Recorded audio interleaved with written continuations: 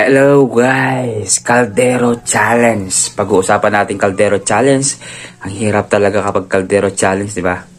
Hello guys, good morning, good afternoon, and good evening po sa lahat. For today's video, pag-uusapan natin yung Caldero Challenge guys, kung nangyayari. Di ba? Alam niyo naman po yung nangyayari sa viral na to, sa Caldero Challenge. Actually guys, ginawa ko po siyang content, Caldero Challenge. Kasi po, yung Caldero na yun guys, ginawa ko po siyang dance move. Kumbaga, gumawa ko ng content na dance move talaga sa Caldero. Pero hindi po ako nakaubad.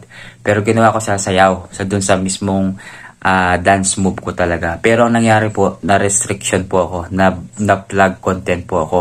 Kumbaga, advice ko lang po sa inyo, wag nyo na pong gagawin dahil baka ma-restrict lang kayo o ma-plug lang kayo. Kasi ang magiging violation po nun is nudity. Alam niyo naman po siguro yung pagdating from the word nudity. Siyempre kailangan guys, bilang isang content creator, wag na po kayo magpa-viral sa ganung ginagawa. Kasi guys, mas nakakabuti po gumawa kayo ng content yung mismong talento nyo. Mas maganda pong gawin nyo. At siyempre guys, ito po isipin nyo guys ha. Talagang kapag ginawa nyo yung Caldero Challenge talaga, parang wala na rin respeto sa pamilya nyo. Yun.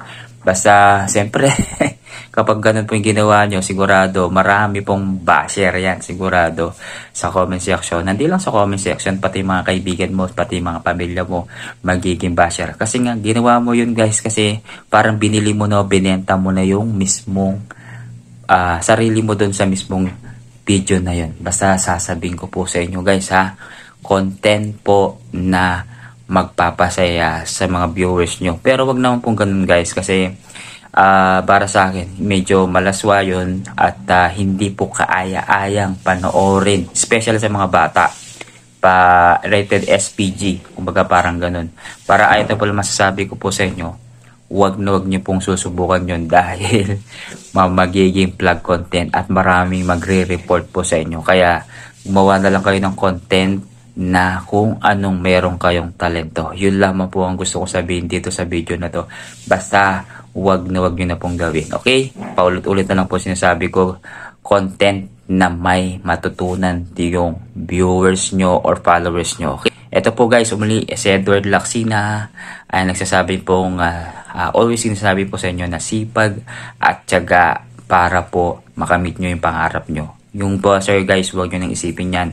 Deadma lang yan. Kumbaga parang sa isang basura lang. Plastic na lang siya na tinatapon mo. Okay? Basta importante guys, may natutunan kayo sa video na to. Okay? Maraming salamat po sa inyo lahat. And don't forget to like, share, and follow na rin po ang aking Facebook page. And God bless you all.